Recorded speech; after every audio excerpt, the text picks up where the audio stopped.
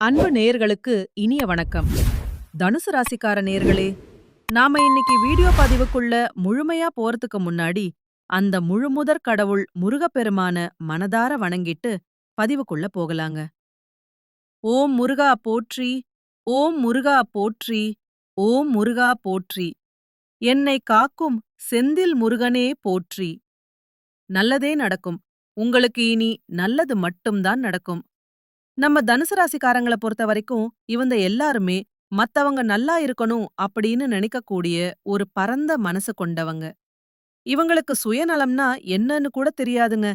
எப்போதும் பொது நலத்தோடயே வாழ்ந்துகிட்டு இருக்காங்க.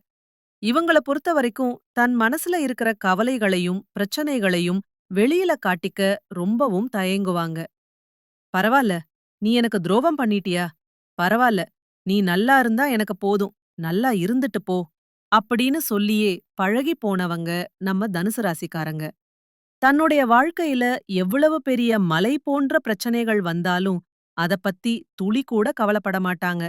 ஆனா தங்களுக்கு நெருங்கிய உறவினர்கள் வாழ்க்கையில ஒரு சின்ன பிரச்சனைனா கூட அத தீர்க்க ஓடோடி போய் உதவி செய்வாங்க. நம்ம தனுசு ராசிக்காரங்க பல இடங்கள்ல தத்துவங்கள பேசி பேசியே நிறைய சிக்கல்கள சந்திச்சிருக்கீங்க.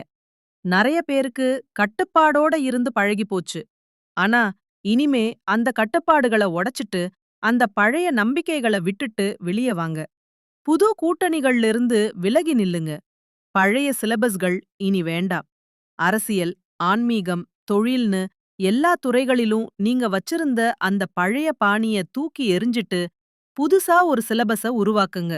உங்க கெட்டிக்காரத்தனம் தான் இந்த வருஷத்த பொறுத்தவரைக்கும் உங்களுக்கு பெரிய வெற்றியை தேடித் தரப் போகுது.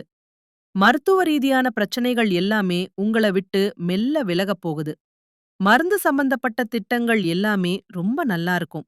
நாமும் பணத்த சேமிக்கணும், நமக்காகவும் வாழணும் அப்படிங்கிற ஒரு புதிய எண்ணம் உங்க மனசுல ஆழமா பதியப் போகுது. குடும்பத்தில இதுநாள் வரை இருந்த கருத்து வேறுபாடுகள் எல்லாம் இனிமேல் நீங்கும். உங்களை எதிரியா பார்த்தவங்க கூட இனி நண்பர்களா மாறுவாங்க. பிரிஞ்சு போன உறவுகள் மீண்டும் ஒன்னா சேருவாங்க. இந்த வருஷத்தை பொறுத்த வரைக்கும் எல்லா விஷயத்துக்கும் ஒரு அலாரம் வச்சுக்கோங்க. ஏன்னா காரியங்கள் எல்லாம் ரொம்ப மெதுவா ஸ்லோவா தான் நடக்கும். டைம் மேனேஜ்மெண்ட், அதாவது நேர மேலாண்மை இந்த வருஷம் ரொம்ப முக்கியம். இல்லனா நேரம் அப்படியே கடந்து போயிடும். அதனால அலாரம் வச்சுக்கோங்க. தேதி, மாதம்னு எல்லாத்துக்கும் பிளான் பண்ணுங்க. கிடைக்கிற சான்ஸ மிஸ் பண்ணிராதீங்க.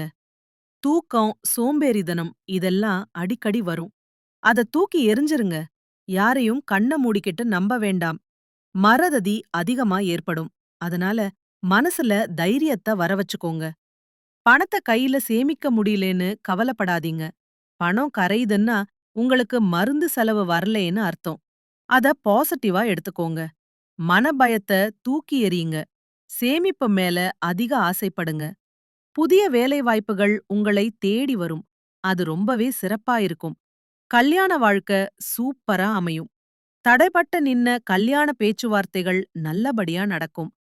உங்களுடைய ஆசைகள், கனவுகள் எல்லாமே இந்த காலகட்டத்துல நிறைவேறப் போகுதுங்க. உங்கள வேண்டாம்னு உதறி தள்ளிட்டு போன சொந்த பந்தங்கள் கூட இனி உங்களை தேடி வரப்போறாங்க. 2026ஆம் ஆண்டு உங்க வாழ்க்கையில ஒரு பெரிய மாற்றத்தை ஏற்படுத்தப் போகுது. நான் எதையும் செய்ய மாட்டேன் அப்படின்னு எந்த உறுதிமொழியும் எடுக்காதீங்க. ஏன்னா, அத நிறைவேற்ற முடியாம போனா வருத்தப்படுவீங்க. அதுக்கு பதிலா காலத்துக்கு தலைவணங்கி உங்களோட பலவீனங்கள முதல்ல உணர்ந்துக்கோங்க. ஒரு அரசியல் கட்சி தேர்தல்ல தோத்தா மக்களின் தீர்ப்புக்கு தலைவணங்குகிறோம்னு சொல்ற மாதிரி உங்ககிட்ட இருக்கிற சின்ன சின்ன தவறுகள நீங்களே சரி செய்ய முயற்சி பண்ணுங்க. நாம மனித பிறவி எடுத்திருக்கிறதுனால சூழ்நிலைக்கு ஏற்ப மாறிதான் செயல்படணும்.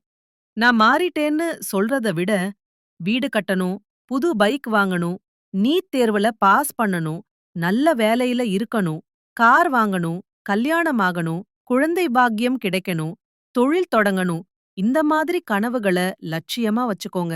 ஏன்னா, மாறுறேன்னு சொல்லிட்டு மாற முடியலைனாதான் நம்ம மனசு உடையுது. இந்த வருஷம் யாரையும் குருட்டுத்தனமா நம்பாதீங்க. உங்களுக்குன்னு ஒரு தனி பாணி, ஒரு இமேஜ், ஒரு ட்ரேட்மார்க் இருக்கணும். கடந்த காலத்துல நீங்க செஞ்ச தவறுகளுக்கு காரணம் உங்க உரிமைய மத்தவங்க கிட்ட விட்டு கொடுத்ததுதான். அத இந்த வருஷம் பண்ணாதீங்க. தொழில் ரீதியா பார்த்தா இந்த மாசம் உங்க முயற்சிகள் கைகூடும். நெருக்கமானவர்களுடன் மகிழ்ச்சியா நேரத்த செலவிடுவீங்க. ஆனா யோசிக்காம எதையாவது பேசிட்டு அப்புறம் வருத்தப்படாதீங்க. வீண் மனஸ்தாபம் வர வாய்ப்பிருக்கு.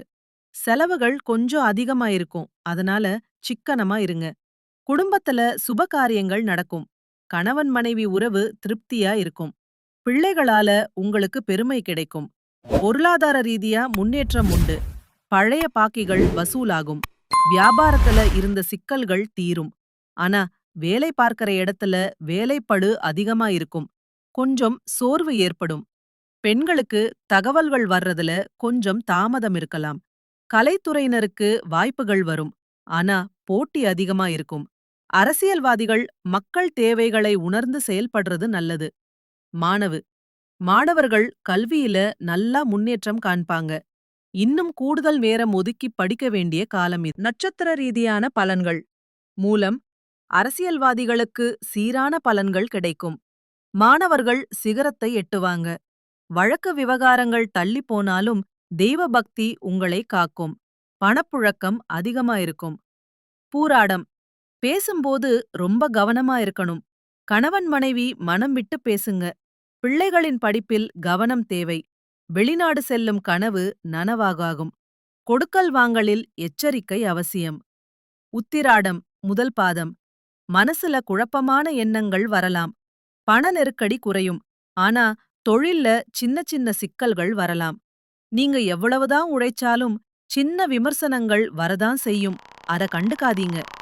பரிகாரம் உங்க வாழ்க்கையில இருக்கிற எல்லா கஷ்டங்களும் நீங்கி நல்லதெல்லாம் நடக்க நீங்க செய்ய வேண்டிய எளிய பரிகாரம். உங்க வீட்டுக்கு பக்கத்துல இருக்கக்கூடிய சிவபெருமான் கோவிலுக்கு போங்க. அந்த ஈசனை மனதார வேண்டிட்டு வாங்க. உங்க கவலைகள் எல்லாம் பனி போலல விலகிடும். நல்லதே நடக்கும்.